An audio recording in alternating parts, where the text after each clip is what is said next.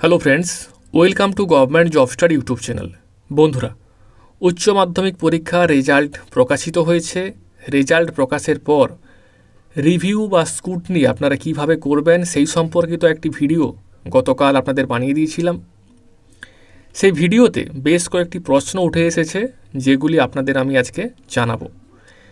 তো প্রথমে উঠে এসেছে যে পিপিআর বা পিপিএস কারা করতে পারবে, পাস করলে কি পিপিআর করা যাবে, বা পিপিআর পিপিএস একসঙ্গে কি করা যাবে, বা কতগুলো সাবজেক্টে পিপিআর বা পিপিএস করা যাবে।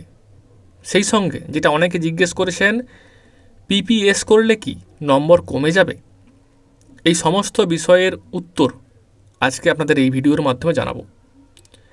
তার আগে আবারও একবার বলে দিই আপনাদের, আগামী 10/5/2024 দুপুর 2টো থেকে আপনারা রিভিউ বা স্ক্রুটনি অর্থাৎ পিপিআর বা পিপিএস করতে পারবেন। তৎকাল রিভিউর ক্ষেত্রে টাইম রয়েছে 10/5/2024 থেকে 13/5/2024 মিডনাইট পর্যন্ত, এবং নর্মালের ক্ষেত্রে টাইম রয়েছে 10/5/2024 দুপুর 2টো থেকে 25/5/2024 মিডনাইট পর্যন্ত। পিপিআর এবং পিপিএস দুটোই আপনাকে নিজেকেই করতে হবে। এবার চলে আসি আপনাদের প্রশ্নে। তো প্রথমে চলে আসছি পিপিআর কি, অর্থাৎ রিভিউ। যখন আপনি চাইবেন যে আপনার খাতা পুনরায় মূল্যায়ন করা হোক, সেক্ষেত্রে আপনি কি করবেন, পিপিআর করবেন। আর পিপিএস কি, স্ক্রুটনি, অর্থাৎ আপনি আরেকবার দেখতে বলছেন যে আপনি যে জায়গায় নাম্বার পড়েছে বা ঠিকঠাক নাম্বার পড়েছে কিনা, বা নাম্বারগুলো পড়লেও ঠিকঠাক যোগ হয়েছে কিনা। এই পিপিএস কারা করতে পারবেন? পিপিএস যে কোনো ক্যান্ডিডেটই করতে পারবে, কিন্তু পিপিআর কারা করতে পারবেন অনেকে জিজ্ঞেস করছেন। পিপিআর শুধুমাত্র তারাই করতে পারবেন যারা ফেল করেছেন, কোনো বিষয়ে যারা ফেল করেছেন তারাই শুধুমাত্র পিপিআর বা রিভিউ করতে পারবেন। পাস করলে রিভিউ করা যাবে না, সেক্ষেত্রে আপনি স্ক্রুটনি করতে পারবেন। যারা জিজ্ঞেস করছিলেন পিপিআর এবং পিপিএস একসঙ্গে করা যাবে কি না, না, পিপিআর এবং পিপিএস একসঙ্গে করা যাবে না। অনেকে জিজ্ঞেস করছেন কতগুলি সাবজেক্টে পিপিআর বা পিপিএস করা যাবে। আপনি চাইলে সমস্ত বিষয়ে পিপিএস করতে পারেন, অর্থাৎ স্ক্রুটনি চাইলে আপনি সমস্ত বিষয়ই করতে পারেন, কিন্তু রিভিউ ম্যাক্সিমাম আপনি 2টো বিষয় করতে পারবেন। এবং সবচেয়ে যে বেশিবার প্রশ্নটি এসছে সেটা হলো, পিপিএস করলে কি নম্বর কমে যায়? দেখুন, বিগত দিনে দেখা গেছে যে যারা পিপিএস করেছেন ওনাদের অনেকেরই নম্বর কমে গেছে, তাই নম্বর কমার একটা সম্ভাবনা থেকেই রয়েছে এখানে।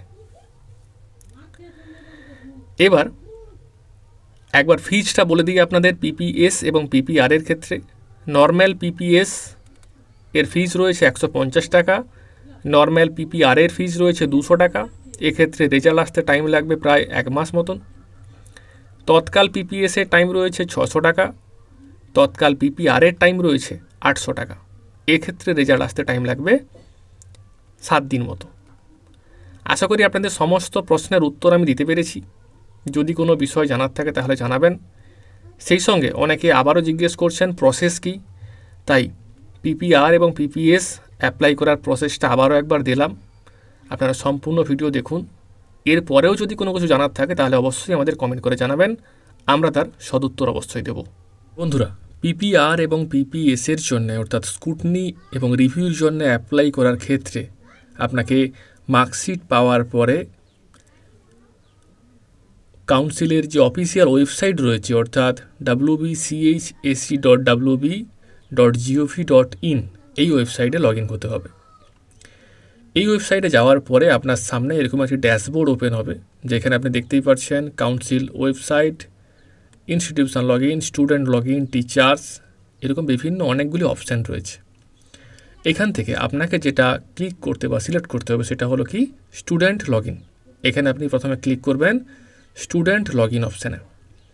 স্টুডেন্ট লগ ইন অপশানে ক্লিক করার পরে আপনার সামনে পরবর্তী এরকম একটি পেজ ওপেন হবে, যেখানে দেখুন স্টুডেন্ট ড্যাশবোর্ড লেখা রয়েছে, ডান দিকে রয়েছে সাইন আপ, উপরে রয়েছে নিউ অ্যাপ্লিক্যান্ট, আর অলরেডি রেজিস্টার্ড হলে সাইন ইন করবেন।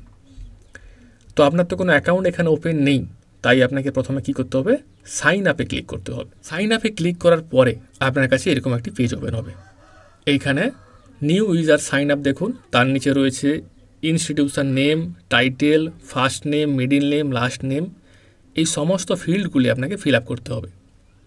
এইখানে একটি নাম্বার প্রয়োজন হবে, যেটা হচ্ছে ইনস্টিটিউশন কোড, যেটা আপনি দেখুন এরকম ছবি দেওয়া রয়েছে মার্কশিটের।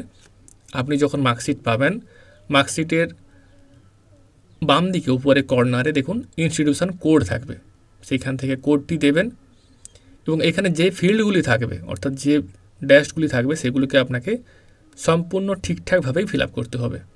এখানে আপনার রেজিস্ট্রেশন নাম্বার, ইনস্টিটিউশন কোড যেটা মার্কশিটের উপরে পেয়ে যাবেন সেগুলো ফিল আপ করতে হবে। সেই সঙ্গে একটি মোবাইল নাম্বার দিতে হবে, যেখানে ওটিপি আসবে, দিলে আপনার রেজিস্ট্রেশন কমপ্লিট হবে।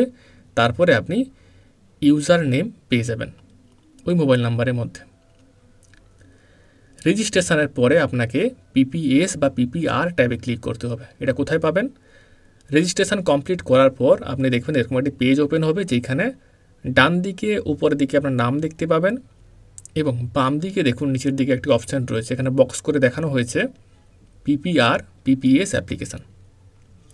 এই অপশানে আপনাকে ক্লিক করতে হবে। এই অপশানে ক্লিক করার পরে এরকম আরও একটি পেজ আসবে, যেখানে আপনার রোল নাম্বার এবং মার্কশিট নাম্বার দিয়ে validate roll number and marksheet নাম্বারে ক্লিক করতে হবে। মার্কশিট নাম্বার কোথায় পাবেন? সেই মার্কশিটের উপরেই বাম দিকে দেখুন ইনস্টিটিউশন কোডের কাছেই আপনি পেয়ে যাবেন মার্কশিট নাম্বার। এখানে বক্স করে দেখানো হয়েছে কেমন দেখতে হবে বিষয়টা। এইখানে ক্লিক করার পরে যখন ভ্যালিডেট করবেন, তারপরে আপনার কাছে এরকম আরও একটি পেজ ওপেন হবে, যেখানে আপনি দেখতে পাবেন যে আপনার কোন কোন বিষয় রয়েছে, কোন সাবজেক্টে থিওরি, প্র্যাকটিক্যাল কোথায় কত পেয়েছেন। তার ঠিক কাছেই দেখুন আরও একটি অপশান রয়েছে PPS/PPR, তার কাছে একটি বাটন রয়েছে। এই মুহূর্তে নো অ্যাকশান লেখা রয়েছে সব জায়গায়, তার কাছে অ্যামাউন্ট লেখা রয়েছে।